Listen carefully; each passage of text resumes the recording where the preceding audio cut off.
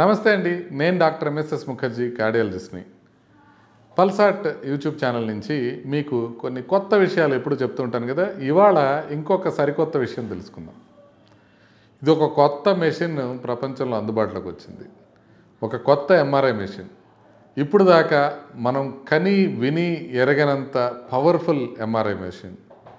అసలు MRI machines power ఎట్లా చూస్తారు, ఆ పవర్ వల్ల మనకు వచ్చే అడ్వాంటేజ్ ఏంటి, ఇప్పుడు కొత్తగా వచ్చిన మెషిన్ ఎందుకు అంత గొప్పగా చెప్పుకోబడుతుంది, దీని డీటెయిల్స్ ఏంటి, ఇది మనుషులపైన చేసి చూసారా, చూస్తే ఇది మనుషులకు ఏ విధంగా ఉపయోగపడుతుంది, ఇవన్నీ డీటెయిల్స్ తెలుసుకునే ముందు ఈ పల్సాట్ సెంటర్ యూట్యూబ్ ఛానల్కి లైక్ చేయండి, షేర్ చేయండి, దీనికి సబ్స్క్రైబ్ చేయండి. ఆల్మోస్ట్ మనం సబ్స్క్రైబర్స్ 1 lakh దగ్గరలో ఉన్నాం. తొందరగా ఈ 1 lakh సబ్స్క్రైబర్స్ అయిపోయారంటే మనం ఇంకా ఇంట్రెస్టింగ్ విషయాలు మనం చెప్పుకోవచ్చు. ఇప్పుడు నేను చెప్పబోయేది ఏంటంటే, ఒక కొత్త ఎంఆర్ఐ మెషిన్ వచ్చిందని చెప్పాను కదా. ఇది 11.7 టెస్లా ఎంఆర్ఐ. ప్రపంచంలోనే మొట్టమొదటిగా ఇది ఆవిష్కరించబడింది. ఇది ఫ్రాన్స్లో ఆవిష్కరించారు. అది ఎందుకు స్పెషల్ అని తెలుసుకునే ముందు అసలు ఎంఆర్ఐ అంటే ఏంటంటే, మనం స్కానింగ్ ఉంటుంది కదా, సిటీ స్కాను, ఎంఆర్ఐ అనేది మ్యాగ్నెట్ సహాయంతో చేస్తారు. చాలా క్లియర్గా వస్తాయి. ఎస్పెషల్లీ బ్రెయిన్ని మనం చెక్ చేసినప్పుడు ఎంఆర్ఐ అద్భుతంగా మనకి బ్రెయిన్ లోపల ఉండే స్ట్రక్చర్స్ని చూపిస్తుంది. ఆ సాఫ్ట్ టిష్యూ ఏదైతే ఉందో అది ఎంఆర్ఐలో చాలా క్లియర్గాను చాలా స్పష్టంగాను కనపడుతుంది. ఫర్ ఎగ్జాంపుల్, ఇప్పుడు మనం పక్షవాతం రాగానే సిటీ స్కాన్ చేస్తే ఆ సిటీ స్కాన్లో ఏం కనపడకపోయినా కూడా ఎంఆర్ఐలో మనకి ఖచ్చితంగా క్లాట్ కనపడే అవకాశం ఉంటుంది. అందుకనే మరీ ఎర్లీ స్టేజ్లో ఉన్నప్పుడు ఎంఆర్ఐ చేస్తూ ఉంటారు. అయితే ఎంఆర్ఐలు మేము చదువుకునేటప్పుడు 0.3 టెస్లా అనే ఎంఆర్ఐలు ఉండేవి. చాలా తక్కువ పవర్తో ఉండేవి అనమాట. ఆ తర్వాత ఇప్పుడు అన్ని చోట్ల మనం వాడుతుంది ప్రపంచవ్యాప్తంగా 1.5 టెస్లా, 3 టెస్లా. చాలా చోట్ల 3 టెస్లా ఎంఆర్ఐస్ అందుబాటులో ఉన్నాయి. ఇవి మనం చేసుకునేవి అనమాట. సో ఇలా 3 టెస్లా అంటే ఎక్కువ మ్యాగ్నెటిక్ ఫీల్డ్ స్ట్రెంగ్త్. అంటే ఇప్పుడు మనం మ్యాగ్నెట్స్ పెడతాం కదా, ఆ మ్యాగ్నెట్స్ ఆ స్ట్రెంగ్త్ ఎక్కువ ఉన్నవి 3 టెస్లా ఎంఆర్ఐస్. ఇప్పుడు కొత్తగా తయారు చేసిన ఎంఆర్ఐ 11.7 టెస్లా ఎంఆర్ఐ. అంటే ఇంతవరకు ఎక్కడ ప్రపంచంలో తయారు చేయలేకపోయారు ఇట్లా. ఎందుకు అని అంటే, మ్యాగ్నెట్ స్ట్రెంగ్త్ పెరిగే కొద్దీ దానికి కూలింగ్ చేయాల్సిన అవసరం ఎక్కువ ఉంటుంది. అంటే అది హీట్ ఎక్కువ జనరేట్ చేస్తుంది మ్యాగ్నెట్.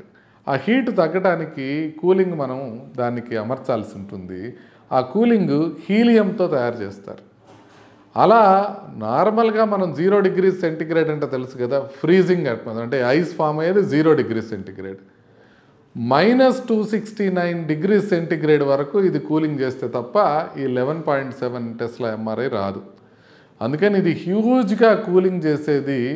వాళ్ళు దీన్ని తయారు చేసుకొని దీన్ని ఇసుల్ట్ ప్రాజెక్ట్ అని పిలుస్తారనమాట. అంటే సీమెన్స్ కంపెనీను తర్వాత ఫ్రాన్స్లోను ఒక సైంటిఫిక్ మోడల్ వీళ్ళు కలిపి ఒక యూనివర్సిటీలో దీన్ని చేయడం జరిగింది. దీన్ని ఇసుల్ట్ ప్రాజెక్ట్ అని పిలుస్తారు. 2001 నుంచి మొదలుపెట్టారు. 2001 నుంచి మొదలుపెట్టి 2021కి వచ్చేటప్పటికి వాళ్ళు మొట్టమొదటి ఎంఆర్ఐ తీయగలిగారు. ఆ ఎంఆర్ఐ ఎవరి మీద తీసారో తెలుసా? మనుషుల మీద కాదు, కోతుల మీద, కుక్కల మీద కూడా కాదు. వాళ్ళు ఫస్ట్ ఒక పంకిన్ తీసుకున్నారు, గుమ్మడికాయని ఫస్ట్ ఎంఆర్ఐ చేసి చూశారు. అద్భుతంగా రిజల్యూషన్లో గుమ్మడికాయ కనపడింది.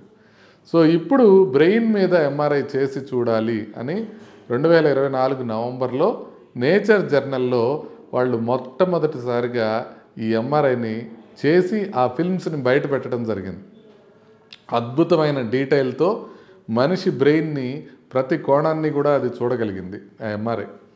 అయితే ఇంత పెద్ద పవర్ఫుల్ ఎంఆర్ఐ ఇప్పుడు దాకా ప్రపంచంలో లేదు కాబట్టి ఇది చేసినప్పుడు ఏదైనా ప్రమాదం కూడా జరిగే అవకాశం ఉంటుంది, ఇంత హై మ్యాగ్నెటిక్ ఫీల్డ్కి మనుషులు ఎక్స్పోజ్ అయినప్పుడు. అందుకని 20 మంది మీద మాత్రమే చేశారు. ఆ 20 మంది మీద కూడా వాళ్ళ దగ్గర కన్సెంట్ తీసుకొని అన్ని రకాల సంతకాలు తీసుకొని వాలంటీర్లుగా వాళ్ళకి చేస్తూ వాళ్ళకి కొంత డబ్బులు కూడా ఇవ్వడం జరిగింది. అది చేయటానికి కూడా నార్మల్ ఎంఆర్ఐ ఒక 20 నిమిషాల నుంచి 30 నిమిషాలు పడుతుంది. ఈ ఎంఆర్ఐ ఎట్లా అంటే 90 నిమిషాలు పడుతుంది. అంటే 1.5 సేపు ఉండాలి ఆ ఎంఆర్ఐ లోపల. అది పెద్ద పెద్ద శబ్దాలు వస్తాయి. మీలో ఎవరైనా ఎంఆర్ఐ చేయించుకుంటే తెలుస్తుంది. ఎంఆర్ఐలో పెద్ద పెద్ద డబా అని సౌండ్స్ వస్తూ ఉంటాయి. వీళ్ళకి ఇంకా ఎక్కువ వస్తాయి. 11.7 టెస్లా అంటే బాగా భయంగా ఉంటుంది. సో ఆ టెస్లాని 20 మంది వాలంటీర్స్ మీద ప్రయోగించి ఇంకొక 20 మందిని ఏం చేశారంటే ఎంఆర్ఐ పెట్టకుండా ఆ సౌండ్స్ మాత్రమే వచ్చేటట్టుగా పెట్టారు. వీళ్ళిద్దరిలో ఏ విధంగా వీళ్ళు ఫోకస్ చేయగలుగుతున్నారా లేదా, తర్వాత వీళ్ళకి జెనెటిక్ సంబంధమైన మార్పులు ఏమన్నా వచ్చినాయా, వాళ్ళ కణజాలాల్లో ఏమన్నా ఇబ్బందులు వచ్చినాయా, ఇవన్నీ కూడా వాళ్ళు పరిశోధన చేసి తెలుసుకుంటే ఈ 11.7 టెస్లా ఎంఆర్ఐ సేఫ్గా ఉంటుంది అనేది తెలుసుకున్నారు. తర్వాత ఇంకేం తెలుసుకున్నారంటే దాంట్లోపల బ్రెయిన్ లోపల ఎంత మైన్యూట్గా వీళ్ళు చూడగలిగారు అని అంటే చాలా క్లియర్గా, చాలా స్పష్టంగా న్యూరాన్ లెవెల్కి వీళ్ళు చూడగలిగారు. దీన్ని మిసోస్కోపిక్ లెవెల్ అంటారనమాట. అంటే మైక్రోస్కోపిక్ కాదు, మ్యాక్రోస్కోపిక్ కాదు, ఈ రెండింటి మధ్యలో ఉండేదాన్ని మీసోస్కోపిక్ లెవెల్ అంటారనమాట. ఈ లెవెల్ వరకు వాళ్ళు ఎంఆర్ఐలో చూడటం జరిగింది. ఇది ఎందుకు ఉపయోగపడుతుంది? ఇంత కష్టపడి దీన్ని చేసి ఇన్ని సంవత్సరాలు దీని మీద పరిశోధన చేసి ఎందుకు ఉపయోగపడుతుందంటే అసలు మన బ్రెయిన్ ఏ విధంగా పనిచేస్తుంది, ఫిట్స్ అనేది ఏ విధంగా మనకు స్టార్ట్ అవుతున్నాయి, అల్జీమర్స్ వ్యాధి ఏ రకంగా వస్తుంది, మల్టిపుల్ స్క్లీరోసిస్ లాంటి వ్యాధులు కరెక్ట్గా ఎక్కడ నుంచి మొదలవుతున్నాయి, ఇలాంటి అనేక రకాలైన సమస్యల్ని ఇది వెతికి పట్టుకోగలుగుతుంది. దీంతో పాటుగా మానసిక రుగ్మతలకి ఏమైనా స్ట్రక్చరల్ రిలేషన్ ఉందా, కొరిలేషన్ ఉందా లేదా అనే విషయాలను కూడా ఇది ఎతికి పట్టుకోగలుగుతుంది. కాబట్టే ఇంత హైప్ దీంట్లో ఉంది. మరి మన హాస్పిటల్స్ వాళ్ళు ఆల్రెడీ ఏమంటే ట్రై చేస్తారు కదా, 11.7 టెస్లా ఉందంటే మన చైతన్య నారాయణ అడ్వర్టైజ్మెంట్ లాగా హాస్పిటల్లో కూడా 11.7 టెస్లా ఎంఆర్ఐ మొట్టమొదటిసారిగా భారతదేశంలోని అడ్వర్టైజ్మెంట్లు వేసుకోదలుచుకుంటే ఎవరైనా వాళ్ళకు ఒక చిన్న కాషన్ ఏంటంటే ఇప్పుడు దాకా ఇది రీసెర్చ్లో మాత్రమే ఉంది. ఇది ఎంత ఖర్చు అవుతుందని తెలిస్తే కొంతమందికి గుండె జబ్బులు కూడా రావచ్చు. ఎంత ఖర్చు అవుతుందంటే 65 మిలియన్ యూరోస్ ఖర్చు అవుతుంది. అంటే ఏంటి అని చెప్పి తెలుగులో క్యాలిక్యులేటర్లో వేసి చూశాను నేను.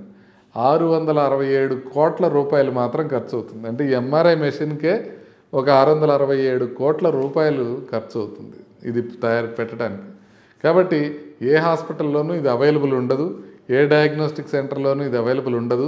దీనికి ఏమీ తొందర లేదు. ఇప్పుడే ప్రజలకు ఉపయోగపడే విధంగా ఇది ఇంకా తయారు చేయబడలేదు, కేవలం రీసెర్చ్కి మాత్రమే ఉపయోగపడేదన్నమాట. కాబట్టి ఇప్పుడు మనకి ఒక కొత్త డయాగ్నోస్టిక్ ఎక్విప్మెంట్ అయితే అందుబాటులోకి వస్తుంది. అది 11.7 టెస్లా ఎంఆర్ఐ. ఇది చాలా అద్భుతంగా పనిచేయబోతోంది.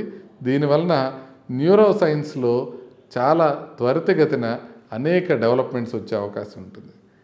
మీకు కనుక ఇన్ఫర్మేషన్ నచ్చినట్లయితే ఈ ఛానల్ చూస్తుండండి.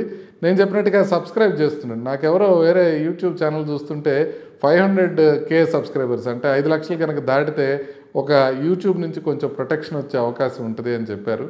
కాబట్టి దానికోసం మనం కూడా ట్రై చేద్దాం. చాలా ఎర్లీ స్టేజ్లో ఉన్నాం, ఇంకా 1,00,000 మంది కూడా లేరు. ప్రయత్నం చేద్దాం. Thank you very much.